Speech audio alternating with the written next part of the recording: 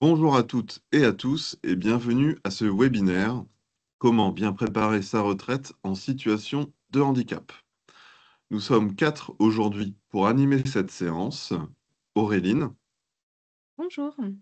et Alex Bonjour. seront vos animatrices. Aurélie vous proposera une traduction en langue des signes. Il est possible de la mettre en évidence via l'option épingler. Et moi, Nicolas, j'interviendrai après chaque partie de cette présentation pour vous proposer un sondage sous forme de quiz. Il s'agira de répondre aux questions revenues le plus fréquemment lors de votre inscription à ce webinaire via des mises en situation. Pour votre information, vous avez la possibilité d'activer les sous-titres en cliquant sur le bouton Autre action, puis en sélectionnant Activer les sous-titres en direct. Ils apparaîtront alors en bas de votre écran. Tout au long de ce webinaire, vous aurez la possibilité d'interagir avec nous en participant à des quiz qui viendront à différents moments appuyer nos messages clés. Si vous souhaitez y répondre, les questions apparaîtront via une fenêtre sondage qui apparaîtra sur votre écran et également dans le fil de discussion. Vous pourrez également interagir lors du webinaire via les emojis disponibles depuis l'icône Réagir en haut de votre écran.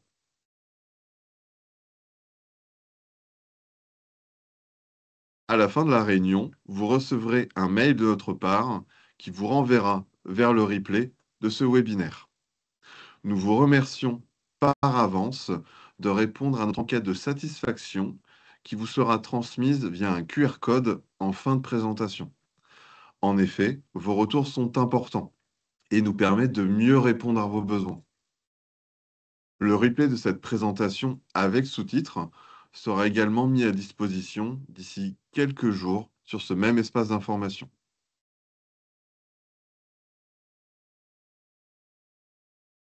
L'objectif de ce webinaire est de vous expliquer les différentes étapes à suivre pour nous déclarer votre situation de handicap afin que la CNEG puisse étudier la possibilité d'un départ anticipé à ce titre.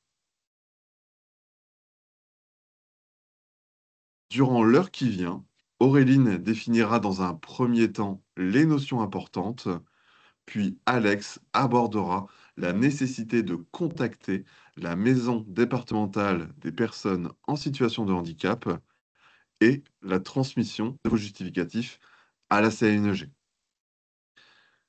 Auréline vous précisera ensuite l'impact de la situation de handicap sur les droits à retraite en termes de calcul et également sur votre date d'ouverture de droit. Et Alex vous expliquera quand et comment demander l'étude de vos droits et déposer votre demande de retraite. Pour ma part, je ponctuerai cette présentation de quiz et mise en situation. Pour le moment, je vais laisser la parole à Auréline pour la première partie de ce webinaire. Je vous souhaite une bonne écoute. Merci Nicolas. Je vais donc prendre la suite. Et nous allons commencer par aborder la notion de handicap et l'impact sur vos données retraite. Qu'entend-on par données retraite? Il s'agit des informations liées à votre parcours professionnel, notamment au sein des industries électriques et gazières. Ces données nous sont principalement communiquées chaque mois par vos employeurs via un flux informatique. Elles incluent non seulement vos périodes d'activité soumises à cotisation, mais aussi certaines périodes spécifiques, comme les congés parentaux, les congés sans solde ou sabbatiques. Par ailleurs, votre carrière effectuée en dehors des industries électriques et gazières est également prise en compte grâce aux informations transmises par les autres régimes de retraite. En complément des éléments de carrière liés à votre parcours professionnel, certaines données personnelles sont également prises en compte. Il peut s'agir, par exemple, d'accidents du travail, de maladies professionnelles ou encore d'informations en lien avec votre situation familiale. Parmi ces données figure aussi la reconnaissance de la situation de handicap, sujet que nous allons aborder aujourd'hui. Nous tenons à vous rassurer, les informations relatives au handicap sont strictement confidentielles et ne nous sont pas communiquées par les employeurs. C'est donc à vous qu'il revient de nous transmettre les justificatifs nécessaires. Ce webinaire a justement pour objectif de vous expliquer comment procéder. Nous allons commencer par vous présenter la définition réglementaire du handicap qui englobe les différentes situations pouvant être reconnues comme telles.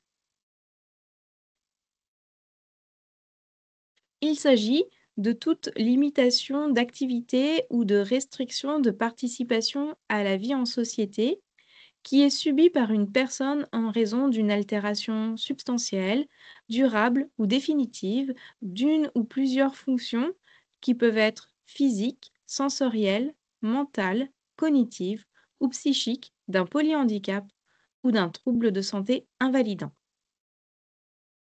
La reconnaissance administrative de ce handicap est de la compétence de la Maison départementale des personnes handicapées, la MDPH, qui dans certains départements peut s'appeler une MDA, Maison départementale pour l'autonomie.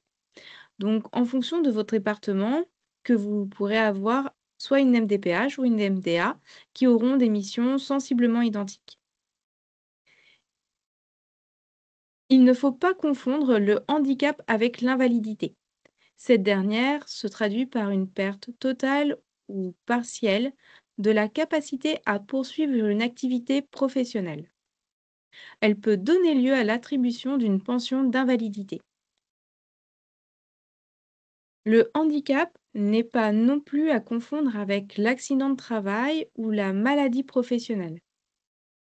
Ces situations correspondent aux séquelles reconnues à la suite d'un événement dont l'origine professionnelle est reconnue par la caisse primaire d'assurance maladie. Ces situations d'invalidité ou d'accident de travail et maladie professionnelle peuvent être en lien avec le handicap. Nous l'aborderons ultérieurement. Nous allons maintenant voir les étapes pour préparer votre dossier.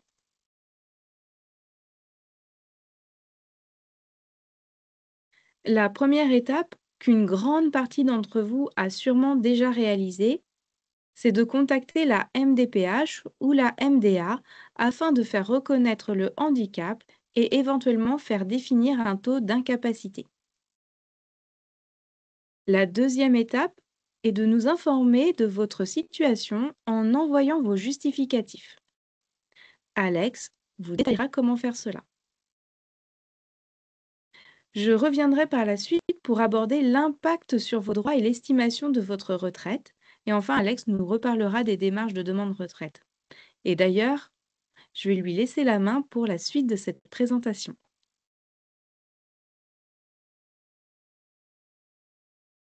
Merci Auréline d'avoir défini ces bases. Donc, comme le disait ma collègue, la toute première étape pour préparer votre dossier, c'est de contacter la MDPH ou la MDA.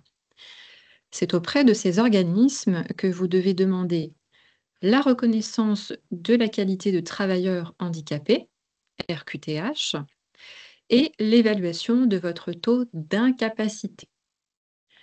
Pour toute question sur les procédures, vous devrez contacter directement l'organisme concerné.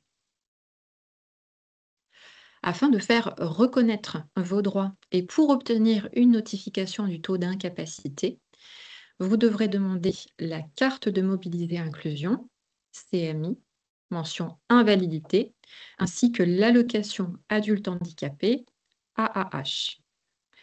Votre dossier sera ensuite étudié par la CDAPH, commission qui siège au sein de la MDPH. Selon l'avis rendu par cette commission, vous obtiendrez différents justificatifs, accord ou rejet selon votre situation. Si vous avez déjà réalisé ces démarches mais ne disposez plus de vos justificatifs, nous vous invitons à demander à la MDPH une attestation récapitulative. Nous vous suggérons de leur indiquer que ce document est demandé par vos caisses de retraite pour l'étude de vos droits. L'attestation devra préciser l'ensemble de vos périodes de RQTH ainsi que les différents taux d'incapacité associés depuis la première reconnaissance. Ce document unique simplifiera aussi vos démarches et le traitement de votre dossier par nos services.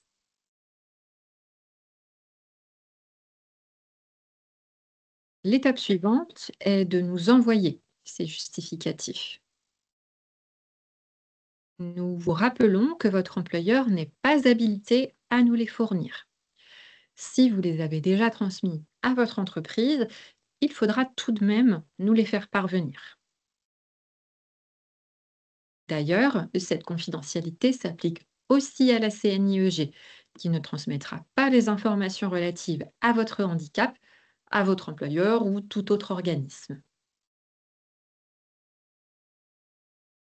Nous vous rappelons aussi que vous devez nous envoyer tous les justificatifs, qu'il s'agisse de périodes travaillées avant ou après votre embauche au sein des IEG.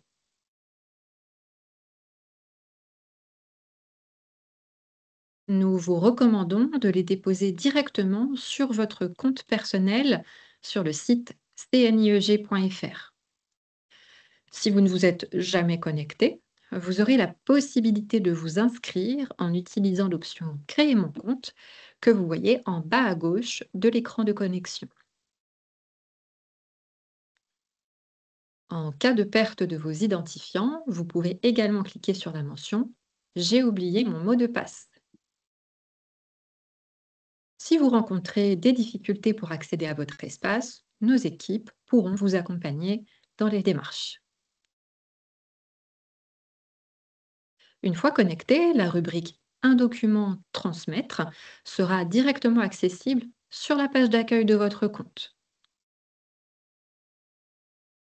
Vous devrez choisir le thème Mon dossier de salarié en situation de handicap, puis sélectionner le type de pièce jointe, carte d'invalidité ou autre justificatif, et vous cliquerez ensuite sur Parcourir pour ajouter vos documents.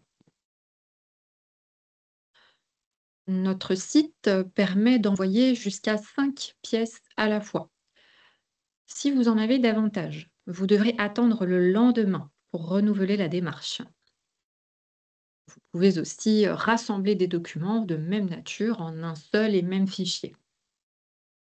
Et pour rappel, cette étape peut aussi être simplifiée en nous adressant l'attestation récapitulative de la MDPH, comme nous le disions tout à l'heure.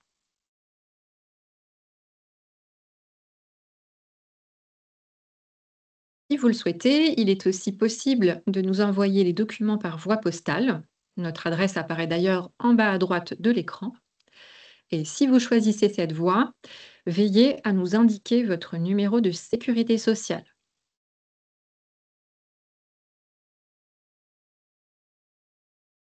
À réception de vos documents, leur examen pourra prendre jusqu'à 4 mois en fonction du nombre de dossiers en attente. Il s'agit bien d'un délai maximal. Vous devrez attendre notre courriel de confirmation qui confirmera le traitement de votre dossier.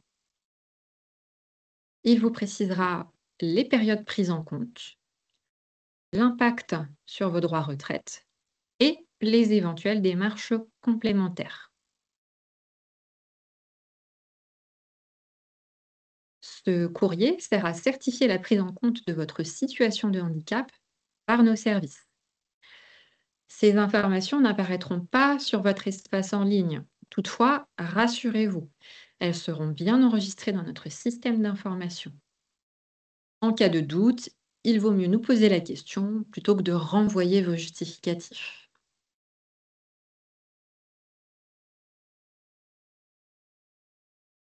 Je vais maintenant donner la parole à Nicolas pour aborder quelques questions en lien avec les informations que nous venons d'évoquer.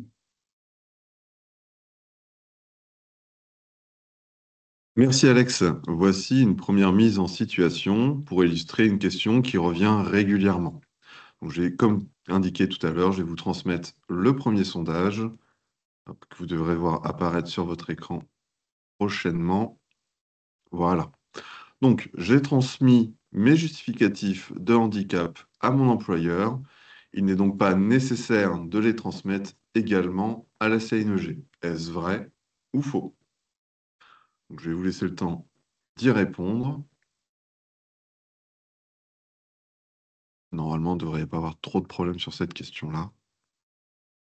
Hop, je vois les réponses qui arrivent. Pas mal de participants également. Quand on voit le nombre qu'on est, OK. Donc la réponse est faux. Les données relatives au handicap sont considérées comme des données de santé sensibles et ne peuvent donc pas être envoyées par votre employeur. Vous devez donc les transmettre à la CNEG via votre compte en ligne ou par courrier. Je me permets d'enchaîner avec un nouveau quiz. Vous devriez le voir apparaître sur votre écran d'ici quelques instants. Hop, je vous fais ça tout de suite. Ça va bien charger, oui. Alors, l'affirmation, la CNEG a besoin des justificatifs de handicap sur l'ensemble de ma carrière professionnelle, IEG et hors IEG, pour étudier mes droits à retraite, est-elle vraie ou fausse? Là encore une fois, je vous laisse le temps d'y répondre tranquillement. Je vois les réponses qui arrivent. Je rappelle, mais on ne triche pas sur le voisin. OK. Donc la réponse est vraie. Vous devez adresser à la CNG l'ensemble de vos justificatifs de handicap. Si vous ne les avez pas conservés, vous avez la possibilité de demander à la maison départementale des personnes en situation de handicap une attestation récapitulative de vos différentes périodes de RQTH et taux d'incapacité.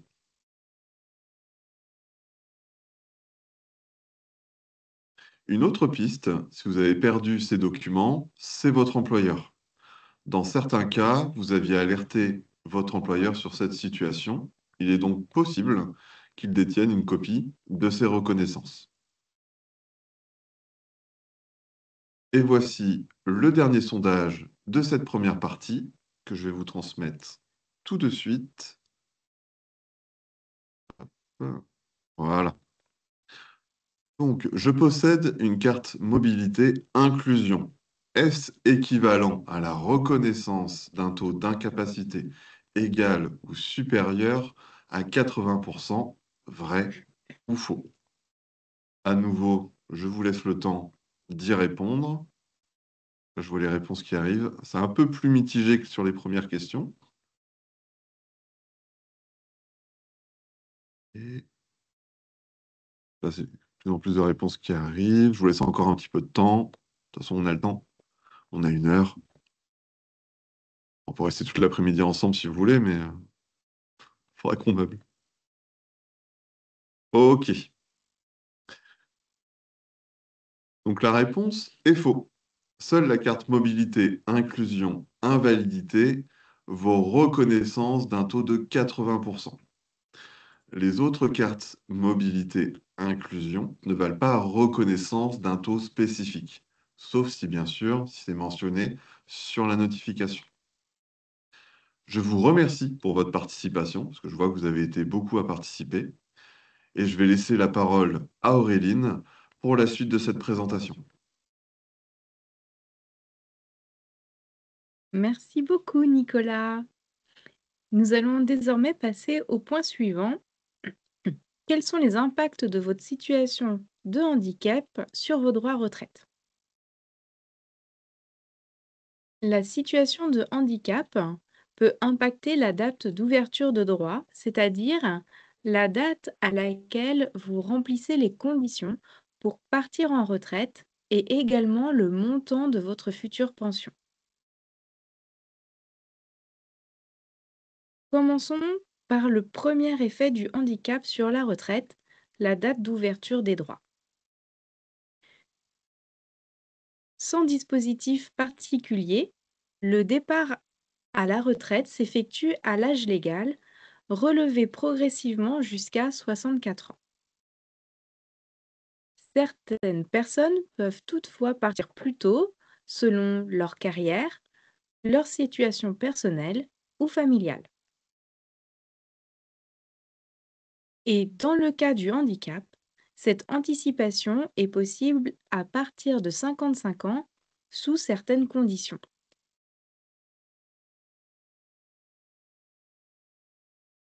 Pour les dates d'ouverture de droit à compter du 1er janvier 2025, il faut remplir deux conditions. Avoir un taux d'incapacité d'au moins 50%. Ce taux peut être reconnu par la MDPH, mais également dans le cadre d'un accident du travail ou d'une maladie professionnelle. Et avoir une durée cotisée, soit un certain nombre de trimestres en situation de handicap. Pour les dates d'ouverture des droits avant le 1er janvier 2025, il fallait en plus remplir la condition d'une durée d'assurance totale. Et vous allez me dire, que signifie durée cotisée et durée d'assurance totale? La durée cotisée correspond principalement aux périodes de travail et de cotisation. La durée d'assurance totale correspond à la fois à la durée cotisée et aux périodes non cotisées, comme des périodes de chômage ou encore des périodes d'invalidité. Pour calculer la durée cotisée au titre du handicap, voyons d'abord quelles reconnaissances peuvent être prises en compte. Il en existe deux types. La reconnaissance du taux d'incapacité et les RQTH. Si le taux d'incapacité est inférieur à 50%, cela n'aura pas d'impact. En revanche, s'il est égal ou supérieur à 50%, cela peut ouvrir des droits à anticipation. Les périodes concernées pourront alors être retenues dans le calcul de votre durée cotisée. Pour les RQTH, il est important de noter que pour les périodes à partir de 2016, la RQTH seule n'est plus suffisante. Il faut impérativement un taux d'incapacité de 50% ou plus pour que les trimestres puissent être pris en compte. Pour les périodes antérieures à 2016, la RQTH suffit. Ainsi, si vous disposez à la fois d'une RQTH et d'un justificatif de taux d'incapacité supérieur ou égal à 50% pour une même période, transmettez-nous seulement le justificatif avec le taux. Cependant, n'oubliez pas vos RQTH pour les périodes avant 2016, même si vous ne disposez pas de taux d'incapacité. Enfin, pour simplifier vos démarches, vous pouvez demander une attestation récapitulative auprès de votre MDPH ou MDA.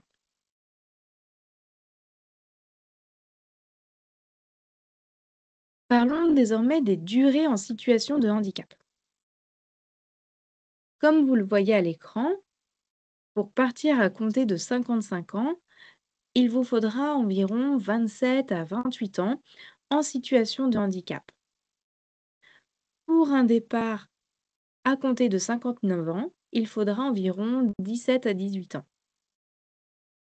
L'anticipation, c'est partir avant son âge légal.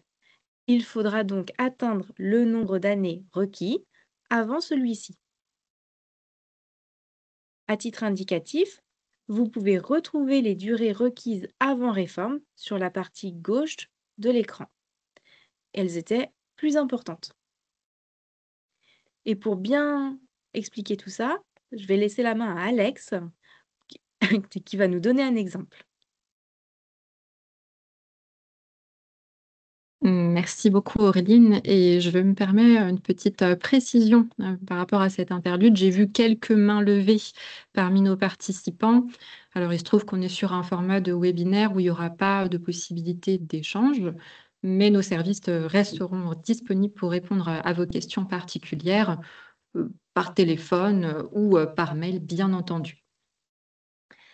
Et donc pour illustrer, ce qu'Auréline vient d'indiquer, nous allons prendre, le cas d'une personne qui a une activité hors et dans les IEG, avec, différentes périodes de reconnaissance de handicap. Comme vous le voyez à l'écran, elle a une première RQTH sans taux de juin 2005 à mai 2009. De juin 2009 à mai 2013, elle a ensuite un taux d'incapacité reconnu entre 50 et 79 obtenu via une demande d'AAH. En juin 2014, son taux est réévalué à moins de 50 et pour finir, elle obtient une nouvelle RQTH sans taux de juin 2019 à mai 2024. Les périodes retenues pour le droit à l'anticipation sont celles signalées par une coche verte à l'écran. La RQTH sans taux de juin 2005 à mai 2009 et la période où le taux était reconnu entre 50 et 79 donc de juin 2009 à mai 2013. Les autres périodes signalées par un sens interdit rouge ne sont pas retenues. En effet, le taux d'incapacité est inférieur à 50 et la simple RQTH abrégée 2016 n'est pas suffisante. En conclusion, sur les 20 années en situation de handicap, seulement 9 peuvent être retenues pour les droits à retraite. Et comme Auréline l'a dit précédemment, il faut environ 17 à 18 années éligibles pour obtenir l'anticipation. Donc, dans notre exemple, la personne ne pourra pas bénéficier de l'anticipation ni de la majoration au titre du handicap.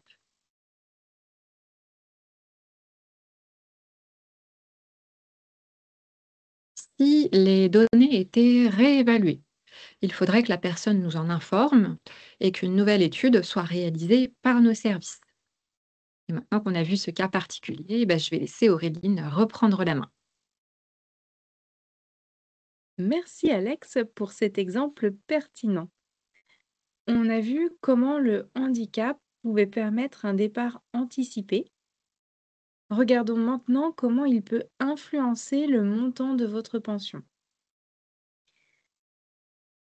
La situation de handicap peut avoir deux effets positifs sur la pension de retraite. D'une part, une majoration de pension et d'autre part, une exonération de décote. Commençons par la majoration. Ce dispositif vient en complément de l'anticipation de départ. Si vous n'êtes pas éligible à l'anticipation, la majoration ne pourra pas s'appliquer. La majoration correspond à un pourcentage supplémentaire ajouté à votre coefficient de pension dans la limite du taux maximum de pension de 75% dans les industries électriques et gazières. Elle est calculée en fonction du nombre de trimestres cotisés en situation de handicap au sein du régime des industries électriques et gazières. Chaque régime calcule sa propre part de majoration selon ses règles. Dernier point important, cette majoration est personnelle. Cela signifie qu'elle ne se transmet pas au conjoint survivant. En cas de décès, la pension de réversion versée au conjoint ne comprend donc pas la majoration handicap. Le second avantage possible, c'est l'exonération de décote, soit l'atteinte du fameux taux plein. Pour bien comprendre la décote, c'est une réduction appliquée à la pension lorsque l'on ne totalise pas, tout régime confondu, le nombre de trimestres requis pour sa génération. Vous pouvez vérifier cette durée requise sur notre simulateur de pension.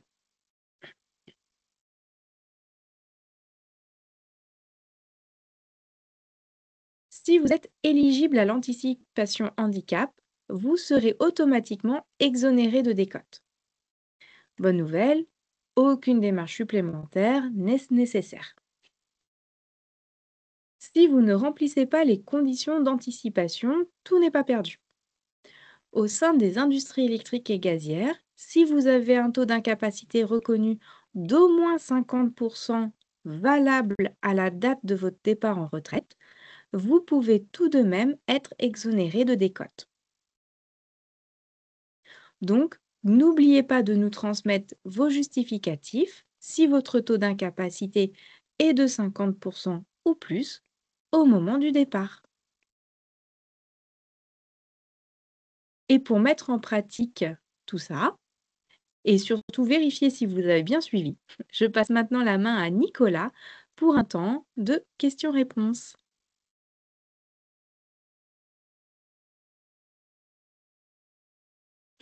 Merci Auréline. Voici un petit sondage pour illustrer les différents éléments que tu viens de nous présenter. Et oui, moi je suis là pour vous faire travailler. Donc je vous le transmets tout de suite. OK. Donc depuis quelle date la reconnaissance de travailleurs en situation de handicap ne peut plus être prise en compte pour un départ anticipé au titre du handicap? Est-ce que c'est le 1er janvier 2025, le 1er janvier 2016, le 31 décembre 2025 ou le 1er septembre 2023? Je vous laisse le temps d'y répondre. Je vois les premières réponses arriver. Ah, il y a un choix mitigé entre différentes réponses. Ok, c'est intéressant. Je vais vous laisser encore un petit peu de temps pour les retardataires. Ok, allez. Tac. Donc la bonne réponse était le 1er janvier 2016.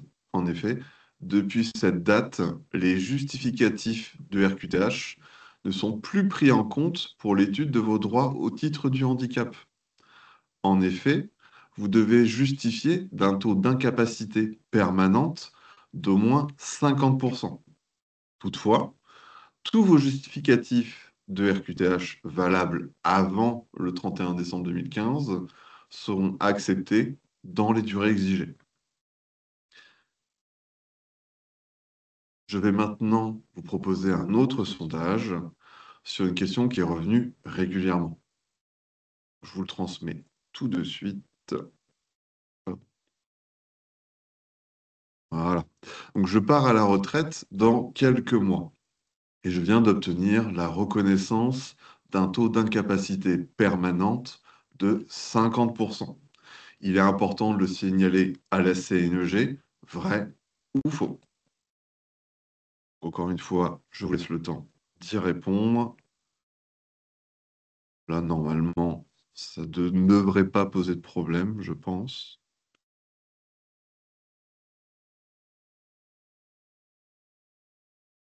Ok, je vois les réponses qui arrivent. J'attends encore un tout petit peu et je vais vous libérer en vous donnant la bonne réponse. Promis. Ok. Donc la bonne réponse est vraie. Il est important d'informer la CNEG et vos caisses de retraite d'un taux d'incapacité permanente supérieur ou égal à 50%. Car avec un justificatif valide à la date d'effet de votre retraite, cette dernière sera calculée sans décote. Merci à toutes et à tous pour votre participation. Alex, je te laisse continuer.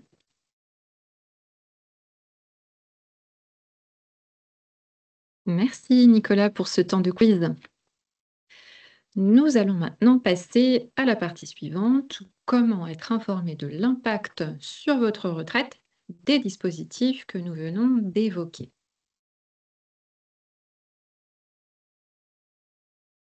À partir de votre 48e anniversaire, vous allez pouvoir demander une étude de vos droits au titre du handicap. Pourquoi 48 ans?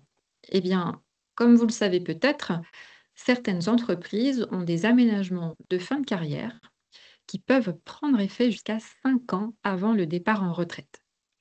Ce délai vous permet donc d'avoir une réponse dans les temps pour bénéficier des accords en place dans votre entreprise des IEG. Si vous aviez reçu un résultat d'étude avant vos 48 ans, nous vous invitons tout simplement à nous recontacter à cet âge via la messagerie de votre espace personnel. Choisissez le thème situation particulière, puis handicap. Si vous êtes éligible à l'anticipation, nous vous indiquerons votre nouvelle date d'ouverture de droit et vous expliquerons comment utiliser notre simulateur pour estimer votre future pension.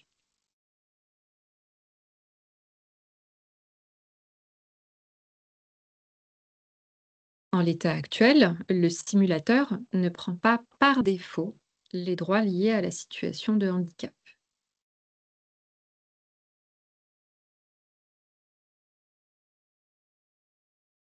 En revanche, lorsque nous aurons confirmé l'étude de votre dossier, vous pouvez commencer à réaliser vos estimations. Pour rappel, cette confirmation prendra la forme d'un courriel. Que ce soit avant ou après l'étude, vous conservez bien sûr la possibilité de nous contacter pour obtenir des précisions. Vous retrouvez les différents canaux de contact, messages écrits ou téléphone, sur la page d'accueil de notre site internet.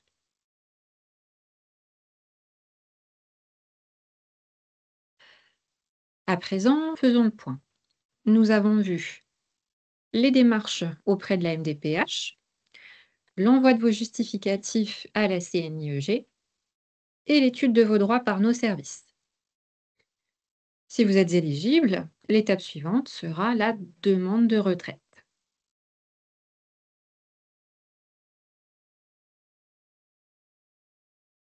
Le départ en inactivité, qu'il soit au titre du handicap ou non, suit le même circuit pour l'ensemble des affiliés.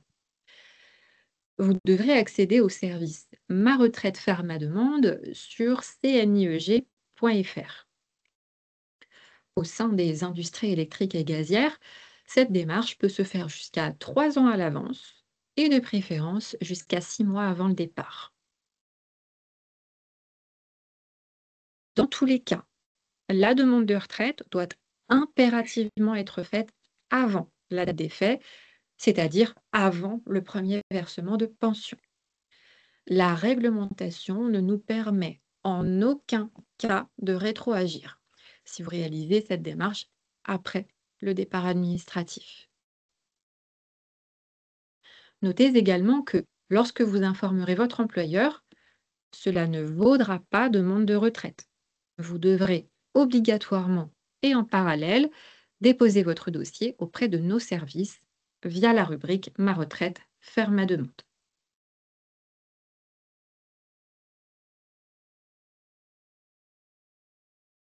La demande de retraite en ligne se déroule en 6 grandes étapes. La date de départ, la carrière, les données personnelles, la situation professionnelle, la synthèse et pour finir, l'étape de confirmation. Sur l'étape date de départ, vous trouverez la notion de handicap dans l'encart situation particulière. Si c'est bien votre cas, vous devez cocher oui. Et si vous êtes concerné par d'autres cas particuliers, vous pourrez également l'indiquer à cet endroit.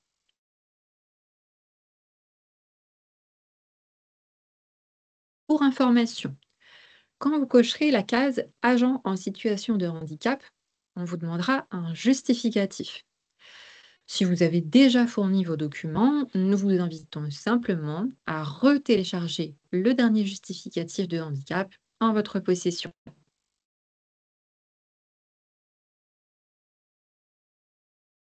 Vous pourrez ensuite valider les étapes suivantes, jusqu'à la synthèse, puis enregistrer définitivement votre demande de retraite par l'étape de confirmation.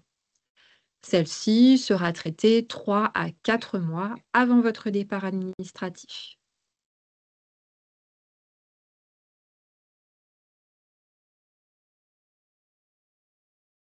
Nous avons abordé les détails de la démarche au sein des industries électriques et gazières, mais vous pourriez aussi être concerné par l'anticipation au titre du handicap en dehors des IEG.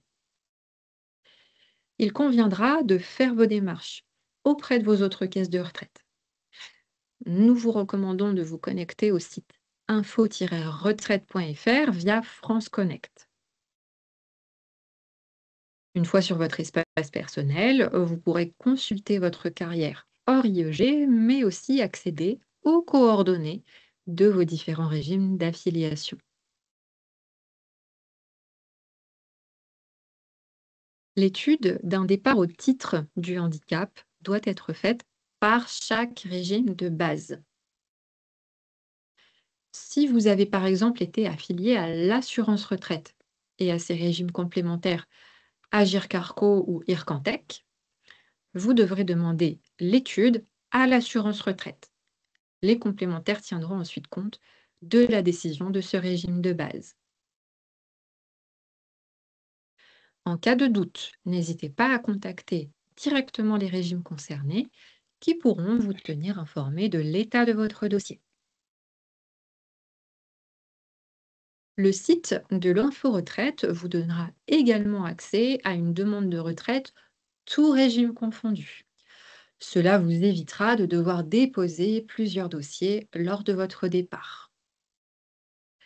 Et je vais maintenant redonner la parole à Nicolas pour évoquer de nouvelles questions sous forme de quiz.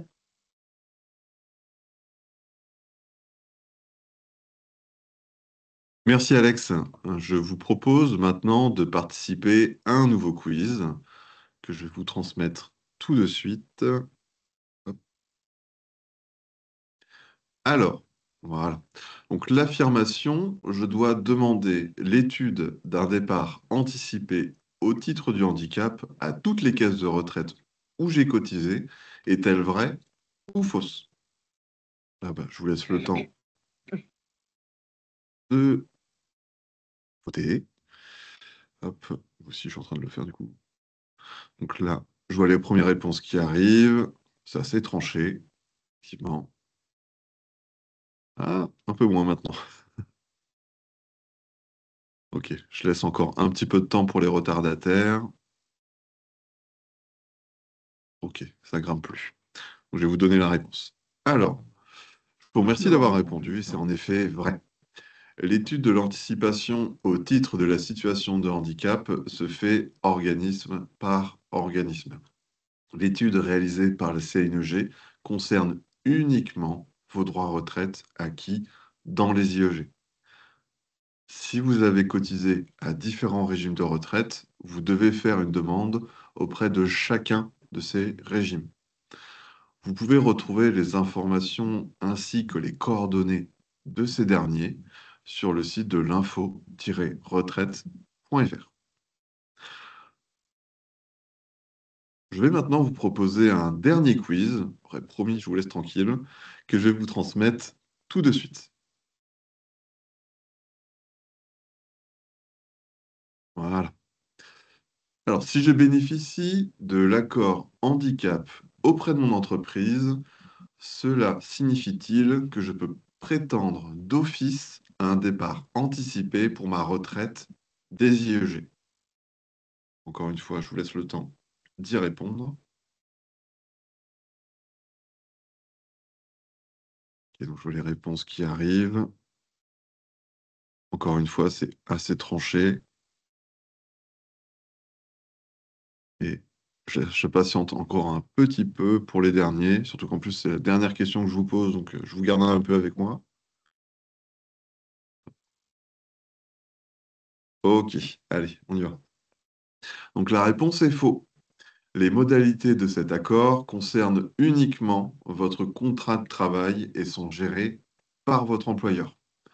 Pour étudier votre droit à retraite, vous devez contacter la CNEG.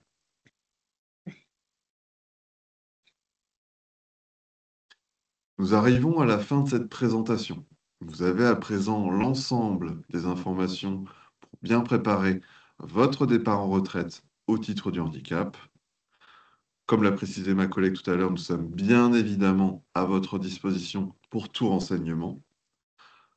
D'ailleurs, beaucoup d'informations sont déjà disponibles, que ce soit via des espaces dédiés ou des partenaires.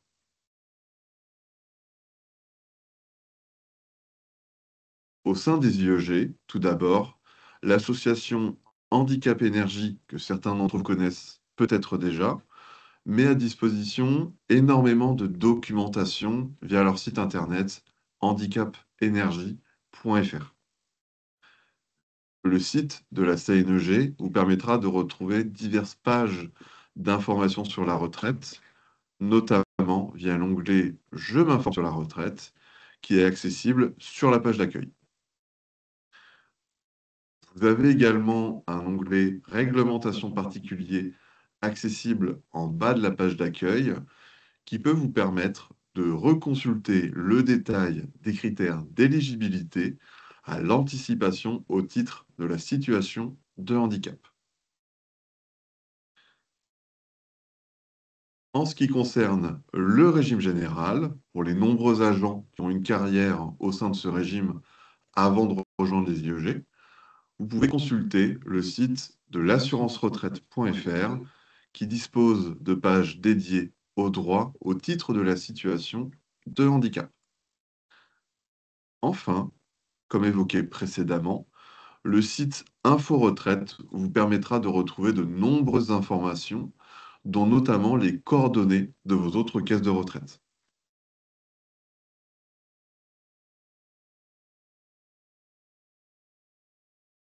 De notre côté, nous restons bien sûr à votre écoute. Si vous avez besoin de conseils personnalisés, vous allez pouvoir nous contacter par téléphone ou par messagerie.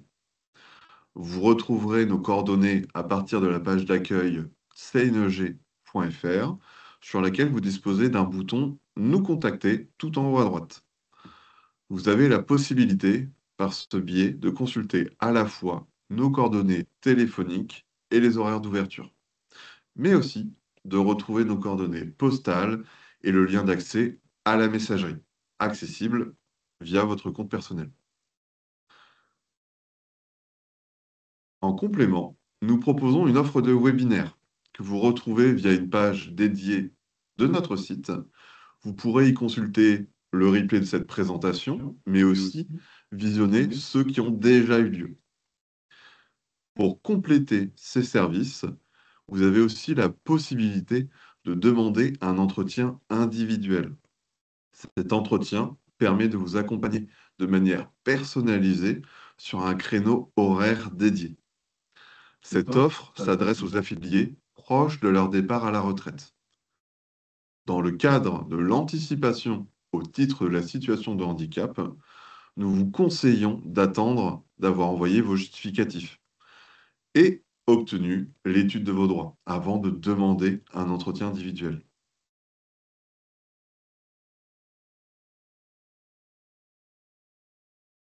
Revenons rapidement sur les autres webinaires. Vous pourriez être intéressé par celui dédié aux données de carrière vérifiées en amont de la retraite, ou encore celui concernant les démarches pour demander la retraite sur le site de la CNEG. Les vidéos de replay de ces deux sessions sont déjà disponibles en accès libre sur notre site. Comme précisé en début de présentation, vous allez recevoir à la fin du webinaire un mail contenant un lien où le replay de cette présentation sera disponible d'ici quelques jours. Et vous voyez sur votre écran le QR code correspondant à une enquête de satisfaction à laquelle nous vous invitons vivement à répondre pour que ces webinaires s'adaptent au mieux à vos attentes. En cliquant dessus, une page Internet va s'ouvrir. Je vous invite à prendre le temps d'y répondre dans les prochaines minutes qui suivront la fin de ce webinaire.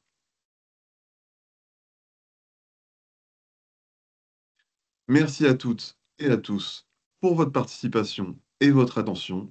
Nous vous souhaitons une belle journée et une très bonne préparation à la retraite. Au revoir et bonne journée. Merci pour votre écoute. Bonne journée.